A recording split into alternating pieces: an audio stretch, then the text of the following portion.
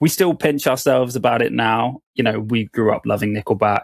They were one of the hugest bands in the world, even when we were coming through high school and stuff. So you're listening to Our Space with Matt Fatisse. Welcome to Our Space with Matt Fatisse. This is a show for millennials, some Gen Z and Gen X as well, that grew up listening to emo, pop punk, and all sorts of music under the alternative umbrella. You know, the kind of stuff that got us bullied in high school for listening to it. It's a show that allows us to connect with the bands that we grew up loving and, of course, discover new music in the same spirit of MySpace. But this isn't MySpace. This is Our Space, and Our Space is now powered by elderemo.com. They want to do the same thing, except they want you to do it in style with a bunch of awesome t-shirts, hoodies, and more. Whether you're headed to Warped Tour or waiting for your next show, they've got you covered with early 2000s peak scene lore t-shirts, some kitty shirts, really cute one that says Stink 182, and even stuff for your furry friends, like a little bandana that says Motion Kitty Soundtrack. Plus, if you head over to elderemo.com now and use the code OURSPACE, you'll get 15% off your next order. Link's going to be in the description of this episode as well. Hey, thanks for putting on another episode of Our Space with Matt Fatisse. I'm Matt, and today I have another amazing guest for you. They've been killing it lately in the rock and heavy music scene. From the UK, they just dropped their latest record, Nightmare Tripping. It is out now. Go and stream it. We're talking to Matt of Don Broco. We go into a whole lot about collaborations, how the Chad Kroeger and Nickelback collaboration came to be. Not only that, but also a big conversation about the collaboration with Sam Carter of Architects on their song True Believers, which I'm sure is a fan favorite. A little transparency here. The episode was recorded just a little bit before the album was actually released, but this episode is going to be released after the album is already out. So we talked about the record as if it were already out, but there's sort of this weird balance of we don't know what the fan favorites are going to be at this time, although we can probably guess, which is exactly what we did in this episode. I'm super excited for you to hear Matt dive in on this record, writing it, his favorite songs, and more. So remember to subscribe if you're watching on YouTube, follow, rate, and review the show if you're listening on Spotify or Apple. That is the best thing that you can do for the show and for the artists that we interview. It helps grow the show. And of course, it keeps you in tune whenever we have a new episode out. So go and hit that button. And now let's get into the chat with Matt of Don Broco. We're joined by Matt of Don Broco, Nightmare Tripping, out now. Matt, thank you so much for coming on Our Space. no, thank you, Matt. Thanks for having me, mate. A couple of Matts here, Matt Square. Yeah, makes it easier, doesn't it? Yeah. I want to talk about this new record, and we're going to dive a whole lot into it. But before we hit record, you had said something, and I kind of want to start there. You had said that you had recorded some tracks on the headphones, the iPod headphones that you are wearing, or iPhone headphones you're wearing right now. Yeah, these things have saved me. Just the basic little ear pods. They've saved me numerous times. I don't get anywhere without them. I think, yeah, like when we're writing music, we try and be, especially as time's gone on, as quick and dynamic with like laying an idea down as we can. And I just found, I'm not the most technically gifted when it comes to like recording and using software and stuff. But I just found one day, if I just plug my iPod headphones straight into my computer, no interface, no nothing, I could get a fairly decent sound. These, like, I don't know what they do, but like, it's incredible, the technology, the way it like compresses the vocal or whatever. And yeah, because I'm laying down ideas on the fly, a lot of times it's just done without any thought. Sometimes you get the best stuff. And then I've gone to try and recreate vocals that I initially recorded on these, and we just couldn't beat it. Like, there's something about it, like just the fact that it was in the moment, just it was the first go, you weren't overthinking it. And on our last two records, there's fair few of my vocals that were actually ended up being recorded on these. Not that we didn't try to replace them, often we did, but we just couldn't beat the sound. That is insane. Like, you see like even content creators on TikTok using those and using that as a mic. And I know that they're pretty decent mics. I mean, even, throughout my radio career, the iPhone has always had a solid mic. Like, I've been out in the field before and recorded interviews just strictly on the iPhone microphone. You'll even see like press conferences where sometimes people just have an iPhone out now instead of an actual microphone. And that's because these mics are actually solid. But I never thought that a professional rock band would be recording tracks on basic like $20 earpod headphones. Yeah, that's it, man. And these are old ones as well. I'm scared to replace them because I'm like just thinking, what if there's something special about these ones from whatever year it was, but it came free with the phone. Are they like the old ones where they're going into like the aux jack and you got to get that little converter? Oh my God. Yeah, I got converters. Yeah. That is amazing. I just buy the USB-C ones for my wife now that she's got the newer phone. She's like, the old Lightning ones don't work anymore. She likes those over the AirPods too, which I think is crazy, but on a mic standpoint. Yeah, I started going back to the wired headphones recently as well. But it's one of those things like, you scroll Instagram or you just, you're idling on your phone and you see there's so much information out there. And a lot of it is confusing and contradictory. But I've seen a few things about Bluetooth headphones that kind of like just made me pause for thought. And, especially on tour, a lot of times, like if we're on a bus or a bandwagon, it can be quite loud overnight, just in traveling. So I would quite often like fall asleep to listening to an audiobook or a podcast or whatever. And then, just a couple of things I read. I was like, should I be wearing these so many hours of the day? I'm not sure. So I went back to the wired just for peace of mind. So I'm like, okay, cool. You know what? It's one of those things where I think also too, a lot of people just don't wear headphones as much as people like yourself, right? If you're wearing them all day on the tour bus, all of that, then you got to do whatever's going to make you most comfortable, right? That's it. Yeah. Let's talk about the record. So this is your heaviest record yet. Did you set out to write your heaviest record to date, or did that just kind of happen? I think it's a bit of yes and no, because we certainly have over the last 3 albums, like progressively found a heavier sound. And it's not something we sit down and talk about a lot in terms of like setting out an agenda when we came to write the record, but it's like a natural progression of like our band has been built live, like touring has been by far and away our greatest means of getting out there and channel of discovery for new people and new fans. And it's just the heavier songs are the ones that feel better to play live to us. We enjoy them more. It's something that seems to connect really well with our audience and the people that we're reaching. And so naturally it's what we're gravitating towards because we find it the most fun. We've always loved a range of music. And there's been like quite a big variety in songs on different albums and the sounds and the ways we've experimented, but definitely feels like we've found our home in the sweet spot we're in at the moment, I think. How was it working with Dan Lancaster again? It was great. Yeah, Dan is a very good friend of ours. We've known each other a very long time. He actually recorded our first album, and Tom, who plays bass in Don Broco, he and Dan were in their first ever band together. So they're old bandmates. So yeah, we know each other really well. That helps, obviously, because you're so comfortable with each other. Sometimes it's really nice actually to be thrown completely the other way and work with somebody new to get, that ultimate challenge. But there's always something amazing to be said for when you're in that comfort zone with a friend who can talk to you honestly. And like, they don't have to beat around the bush. If something's good, bad, do it again, don't. And Dan's just incredibly talented. He is as close to a musical genius, I think, that I've ever met. He almost can see music visually, and he's just got a real knack for bringing out the best in us. Do you plan on maybe switching it up in the future to get out of that comfort zone, or is this kind of right now just, I'm sure this is your main focus, but I mean, possibly. Any plans on getting out of the comfort zone? I think it's always important to freshen things up and challenge yourself, definitely, and like enforce experimentation with your like methodology, I guess.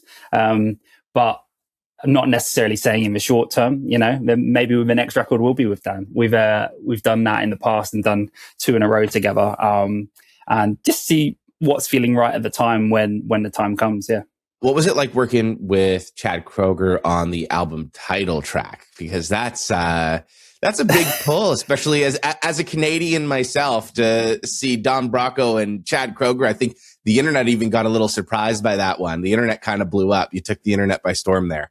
We tried so hard to keep it a secret. We did tell a few of our, closest friends and stuff, but we were so scared that the information might leak out because we had a couple of photos of us and Chad and Ryan from Nickelback all together on the shoot day. We were just, had that thought in mind of like, when we drop the photo, no context, no warning, this is going to be really cool. And yeah, it thankfully it all worked out that way. It was incredible. Like, we still pinch ourselves about it now. Naturally, we grew up loving Nickelback. They were one of the hugest bands in the world, even when we were coming through high school and stuff. So it's incredible. It's kind of a trippy feeling to see the track out in the wild, that their names on it, and just incredibly grateful for how it came about, because it was such a chance thing, a chance encounter. A few years ago, when we were playing a headline tour, and we were in Canada, actually, we were playing a show in Vancouver at the Rickshaw Theatre, and it was just like any other show on the tour. It was great. I think there were maybe like 500 people in the room.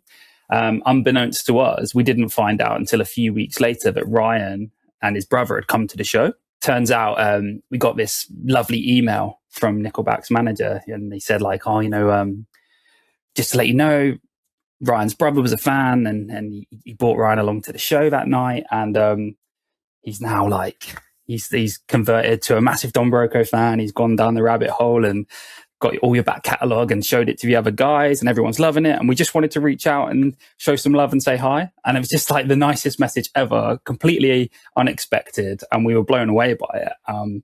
Since then, we've just kept in contact a little bit. And when we were writing the album and when we finished Nightmare Tripping, we had a version of the song finished where Rob and I had sung on the chorus, and we listened to it back. And I think maybe one of us said, almost like not expecting anything, in jest, like, oh, who would sound great on this chorus? Chad. And like, we kind of like laughed it off. But then as the day progressed, or as the week progressed, we said like, we should just ask, like, what have you got to lose? And then when we asked them, and asked Ryan to get involved too, what was incredible is like, they came back and were just so up for it, so cool, so generous with their time, almost as if they were humbled to have been asked, which blew our minds, because we were like, no, please, the pleasure's all ours. And it was just a joy to work with. They were a joy to work with. It came together quite quickly, sending parts back and forth remotely. And then we were very, very fortunate to have both found time to meet up in LA to shoot the video together, which was really special, because it was the first time we'd all hung out for a significant period of time together. And they were just great, just really friendly, really lovely guys. I love that they had originally just sent you like the nicest Canadian message, just basically being like, oh, hey, bud, we like you. Just to say, hey, and yeah, like, it was, like I say, it was just such an incredible like lift. It was like one random Monday or Tuesday or something. We'd come home from tour, and you've got a bit of that post-tour blues, and suddenly you just get that message, and it's just like, you can't even believe what you're reading, really. It's just like, it was just so nice. And yeah, they didn't even have to do that. That was just off their own backs to be cool and to be nice. And it's true what they say. Canadians are the nicest people. So were you a fan of Nickelback growing up? Like, yeah. The thing is with Nickelback is I remember growing up, obviously, I think everyone remembers that they were like one of the most hated bands, but yet they were selling out stadiums around the entire world. So you were kind of like, oh, everybody hates Nickelback, but yet everybody loves Nickelback. So it was just basically people pretending that they didn't actually listen to Nickelback, but yet everyone listened to Nickelback. So, I'm kind of curious growing up, were you a Nickelback supporter? Was that hate a little bit more it concentrated into Canada? I'm not quite sure. Yeah, no, we were definitely just like big fans. I think being in the UK, maybe there's like one step removed from perhaps in North America and in Canada and the US, like the stratospheric nature of their rise at one point, I guess like some people will naturally push back against that and go like, no, I only want to know the coolest underground bands that I'm going to gatekeep. And like, these guys they're too famous now, so they're not for me. But for us, no, once it's made its way across the pond, like we just fully embraced it. And I've actually only seen Nickelback live once, and it was last year. Like, it's taken me this long to actually see them. But yeah, I remember when we were in school, and I was gutted. Like, Rob and Sai, I'm sure, and a few of our like closest friends, our friend Luke, who was our original bass player, they all went to see them in Milton Keynes with Bon Jovi. It was Nickelback supporting Bon Jovi. We must have been 15, 16 or something at the time, and they came back just raving about it, and like they were like, Nickelback blew them out of the water. Like, they were incredible. Like, they were like the best sounding band ever. And then I think from then on, like, we were all just like, jamming their records constantly. And it's just huge love, huge respect for that band. Yeah. What surprised you the most about working with them? I think just, like how down to earth and just kind and genuine they were, considering they've been so famous for so long. And our interactions with them, being with them, in person, just normal, cool, chill dudes. And I just think that's awesome. Yeah. Just massive respect to that. You also had Sam Carter of Architects on this record. This song is actually one of my favorites on the record. And I kind of want to talk about True Believers. How did that one come to be? It's definitely our probably heaviest song to date. I would hasten to add. And as that song was coming together, and it was very much like screamy, dirty vocal led. Trying to do something with Sam is something that's been sort of like on our minds for a long time. We're friends with Sam, and love Architects and everything they've been doing recently. It's incredible to see how much they've shot up in the last few years as well. Well, we didn't know each other super well. It wasn't like a deep friendship or anything, but we've known each other to say hi for years. And then our friend Pete, who plays keyboards for us as like an extra musician when we tour in the UK, he also does some work with Architects as well. And he's like our mutual friend. So when it came about, we'd been with Pete, we'd been touring, and we were working on this song. It turned out to be so heavy, and we were like, it'd be great to get another voice on this, someone who's really good at like screamy, heavy vocals. And I think Pete even suggested to us, why don't you ask Sam? And we were like, oh, we'd love that. I don't know what if that sort of thing he would be interested in. And yeah, it came together really quickly. Sam actually came and recorded those vocals for us on the one day off I think they had on their Linkin Park support tour, which is incredible to think that he could have just said like, nah, man, I've got to rest my voice or whatever. But he was so cool, so up for it, so generous with his time again. And yeah, the tracks turned out awesome. And just a little bit of full transparency for the people watching or listening to this. This is being recorded before the album comes out, but it's going to be released after the album's out. So the people listening and watching will have heard the song. But we don't know at this point how the internet is going to react to this song. So it's not like we can talk and be like, the internet loves it, the internet hates it. Because we don't really know. But I have a feeling that, as we record this, time will tell, and either I'll have egg on my face or I won't. But I have a feeling that the internet's going to go absolutely mental when they hear this song. Like, I think that this is going to be that one that I hope comes out on the record and ends up almost being like an extra single amongst like the playlisters and the Instagrammers and the TikTokers and all of that, right? And a part of me is curious if you had any intention of this song being that way, not dropping it as a single, knowing that it's going to get some attention online, or if it was just kind of one of those like, hey, this is our heaviest song, let's just leave it as a deep cut album cut and just see how people react to it. No, I that wasn't a plan. Pulling back the veil a little bit, like everything, I think I think this about other bands when they're sort of like leading up to an album, and like the rollout and the campaign, it all looks so well planned and everything's structured. Like, we were definitely kind of, us and our label, kind of picking songs just kind of as we went. We were picking songs maybe before the whole record was finished as well. And just naturally, best laid plans. We want to be really prepared, and then you miss a deadline and miss another deadline, and you're rushing at the last minute. And so like the order of songs, the way they came out, like we love all the tunes that we've released. But sometimes it was just a case of like, right, this is ready, let's go. This is ready, let's go. And True Believers has definitely always been in the conversation as a single. And by the time people see this, they'll see we've made some visuals for it, a music video of sorts.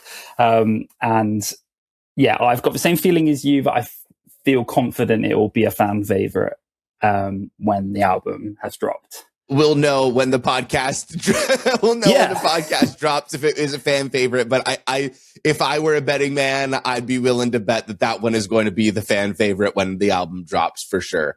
Oh, I hope so. I hope you're right. Yeah. And it's a political one too, which I think makes Sam even more perfect for this song. Did you pull Sam in before or after you knew that this was going to be a political song? I think it was sort of halfway through the fleshing out of like the lyrical meaning of the song. Rob's the lyricist really in the band, so like he's much better placed to kind of like speak on that. But yeah, I'm pretty sure the song wasn't finished, but it was definitely, there was enough meat on the bones there to know kind of broad strokes what was going to be said and what was the message. Yeah. You know, you've worked with collaborators on this record. We spent a lot of time talking about collaborating with Nickelback and Sam. I'm kind of curious how you feel about now working with collaborators in the heavy music world, because this is something that wasn't so common 15, 20 years ago, right? Like rock bands never had features the way that maybe hip hop artists have, but now it's becoming more and more common, which I think is absolutely fantastic. I think that you get to see also a crossover of fan bases as well, right? Like a Nickelback fan that's never heard Don Broco before might be like, oh, Chad is featured on this Don Broco song. Who's that? And now all of a sudden you have a new fan, right? I think it's really cool that way. But I'm kind of curious what you think has changed. Why are there more features now in the rock world compared to 20 years ago? I think it's an awesome thing, as you say, that it used to be mainly pop and hip hop artists who you would find collaborating on this sort of like scale. But I think it's the natural effect of the internet, honestly, is that like the amount of music I suppose there is in the world. There's so much competition for attention that like anything you can do to I guess share and pool resources in terms of your reach, then the better, because otherwise you're only really reaching new people in real life by touring and playing festivals together. However, you've got access to, you know, the internet, social media, and all these other ways to reach people. It's great as well if you get to collaborate with bands you love, and hopefully the feeling is mutual. If you guys really like each other's music, there's a good chance that hopefully a decent portion of fan bases will cross over and like each other too. And yeah, I just think it's great, like artists supporting other artists. More than ever, I think you're seeing like songs that's like band featuring band rather than just the vocalist. Mm-hmm. And I'm sure there's a whole variety of situations just to the degree in which like musicianship's overlapping and stuff. But I love the thought of that endless possibilities and creativity, that like it's a couple of members of the band also getting involved or the whole band getting involved. And that's really, really cool, because sort of like I say, the possibilities are endless in terms of like freshening up your sound. So I think it's awesome, and we're more like excited about the future, the possibility to do that sort of thing more. Were there any collabs on this record that almost happened but didn't? Yes. Yeah, a couple. Can you tell us who? I don't want to say, because it could still happen in the future. But there are some other, the ones I'm thinking of, predominantly American bands that we have toured with, so that would narrow it down. So yeah, but for like, you know, just timing reasons and one thing or another didn't work out. But like I say, with the with the Nickelback conversation. We had this relationship speaking a few years before it all came together. You know, this might just have laid the groundwork for some future collaborations. So I hope so. All right, we're not going to spoil that because I want them to happen, and if we have to wait a year or two, then well, that's it. Like, I don't want to not have the same moment where we can like drop a photo together out of nowhere and like, you know, get that moment of like, oh my God, I didn't see that coming. So, but here's the thing now if you drop a photo, people are going to know. What you should do is start now dropping photos with random artists, every artist, and then people will never know. Are they just hanging out or are they dropping a song? That's it. Yeah, I guess that's the Don Broco photo tour. We could pull a few like red herrings, you know, just a few like, oh, made you look. But then every now and then there will be an actual song. Is there a song on this record, because we're talking before we kind of know what the fan favorites are going to be, is there a song on this record that is your favorite that you hope fans particularly cling on to? Yeah, I always had a really strong feeling about a song. I believe it's track 3. I need to look it up now. It's called Somersaults. And it took a few different forms. At one point, like, we kind of had a finished version of it, which we really, really loved, but we could tell deep down that there was something not quite how we wanted it to be, and we ended up deconstructing it. And in that process, I thought that it might not make the record, and there were some elements, especially vocal elements on that song, that I was so attached to. I would have been, you know, kind of devastated if it hadn't have made the cut. But it had like a phoenix from the flames. It had like a second resurgence, and yeah, I deeply love that song. I just always, we've not made a video for it or any visuals, but I could always like see what that might be. It's like a song it's about nostalgia. It's about reminiscing about just good times with your friends in the sun, not necessarily specifically somersaulting, but like that carefreeness, that of just like letting go. And it just makes me feel good, I think. Is there a song from this album that you're most excited to play live? Yeah, there are a few that I think Pacify Me would be one, because it's so heavy, but so groovy. And I think it might actually be a challenge to sort of finely tune the live sort of interpretation of that song.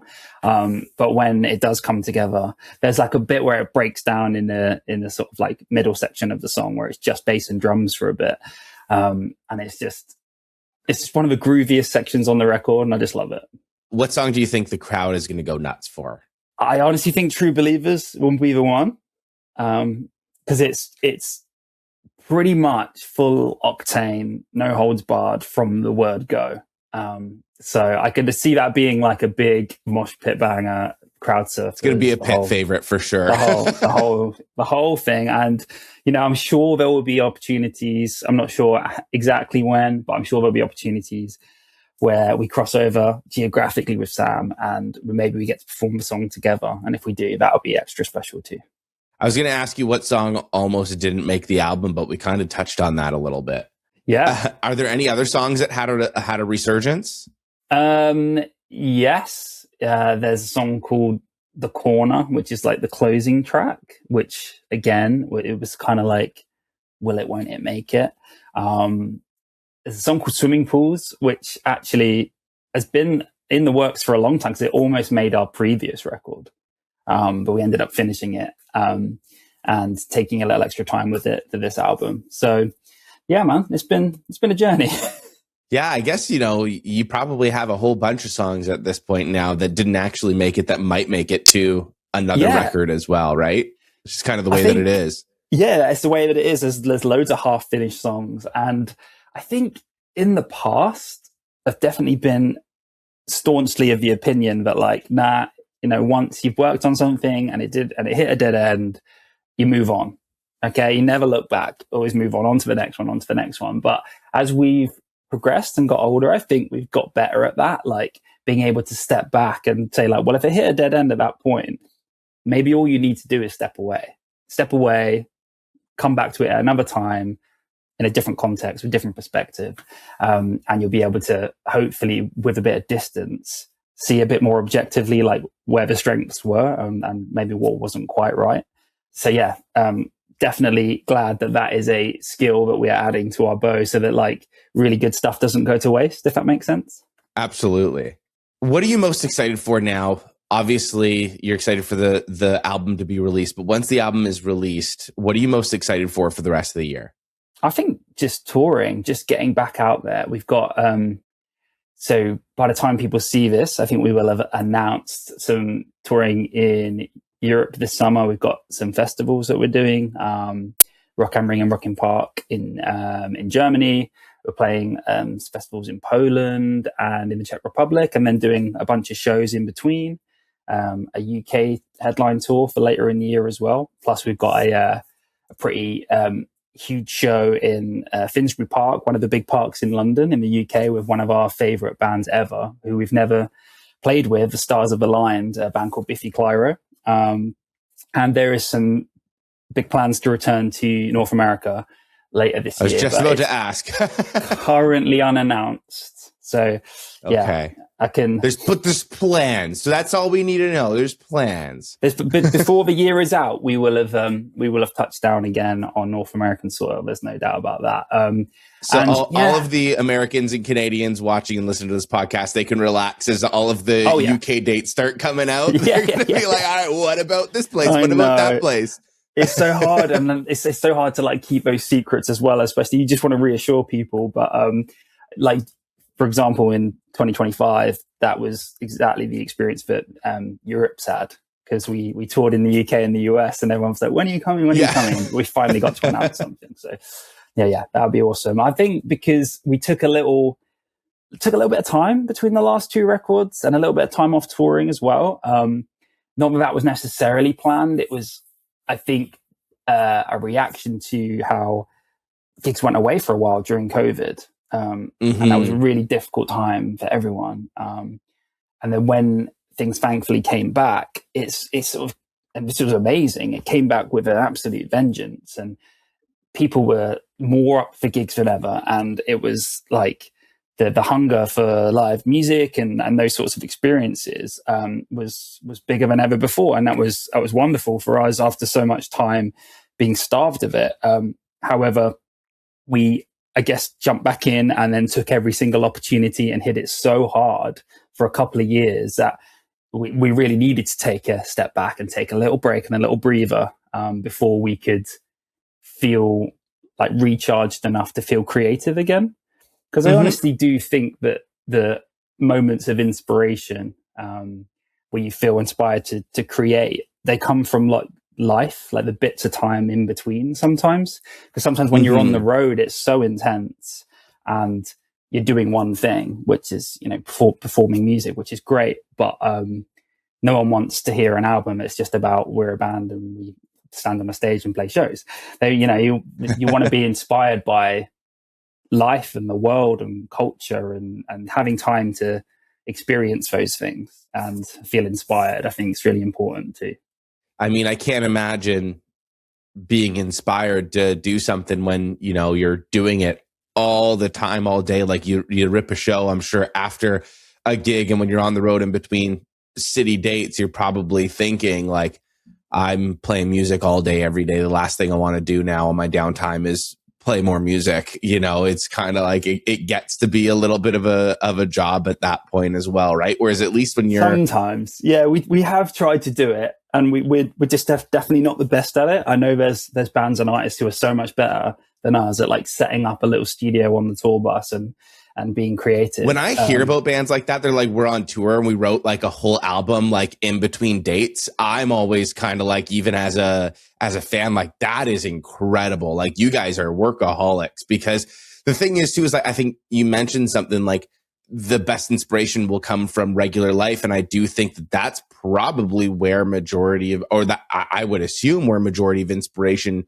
would come from, that would make things at least successful. Because if you're living regular life and inspired by regular life, then the person who's just living their regular life is going to listen to it and they're going to be able to relate to it, and it's going to hit a lot harder, right? I think so. I think that's the way it feels to me in my lived experience. I'm not saying that's what works for everyone. And we have, like I say, we have tried and we've written a few songs on the road. But yeah, sometimes to give our best and to perform at 100%, you need the rest and recuperation time on tour too. And you can burn out if you're just at it all day and you just blast your ears and you've got no hearing left. And yeah, man. But yeah, more power to the bands who can do it and churn out music quicker than anyone else. So yeah. But you feel rested and ready to go for this upcoming cycle of tours and promoting the album and playing all the new songs? Definitely, just so excited. Like this is kind of maybe the best and worst bit right now. So as we speak, because you said like the album's not actually out.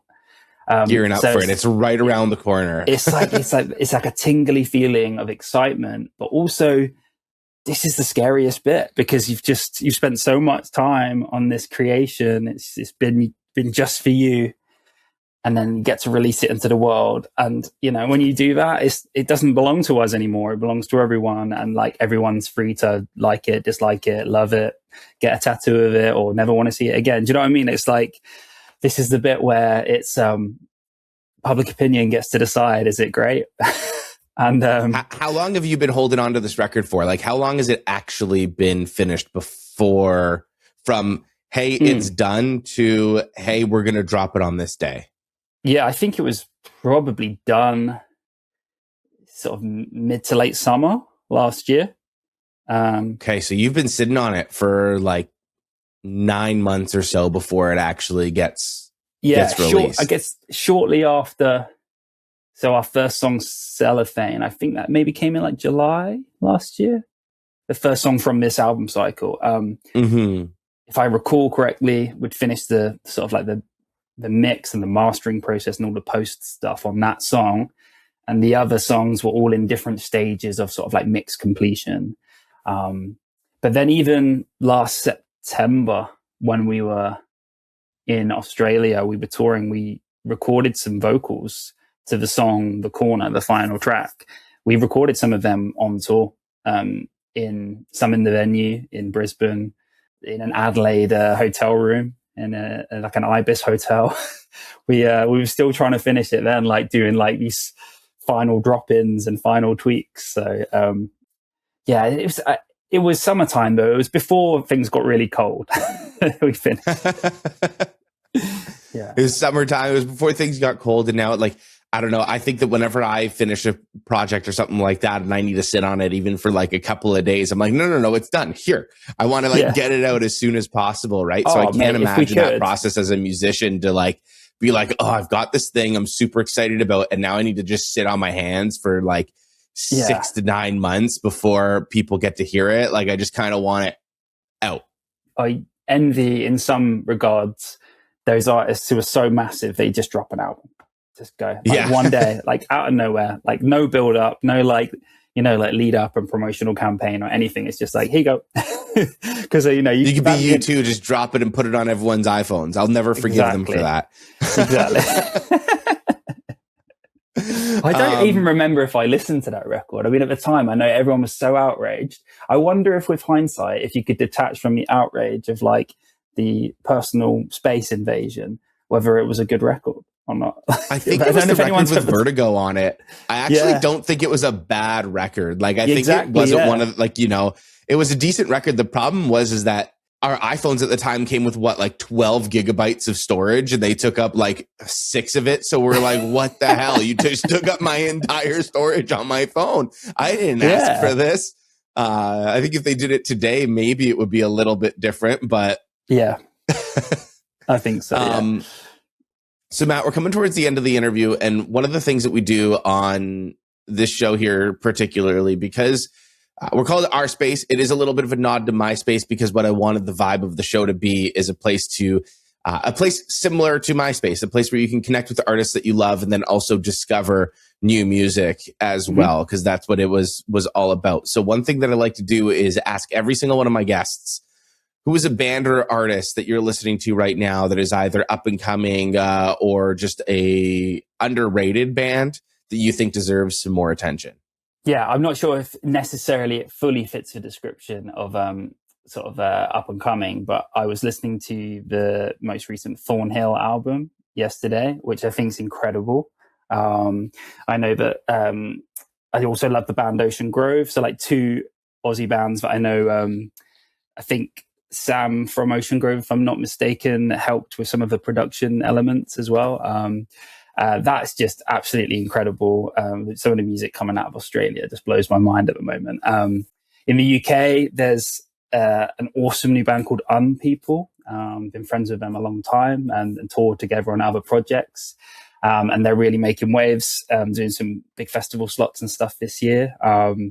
In the US, I love Dropout Kings and the Color 8, both bands we've toured with in the recent past. And if you haven't had the pleasure of listening to any of those, I would say, yeah, there's the rest of your day sorted.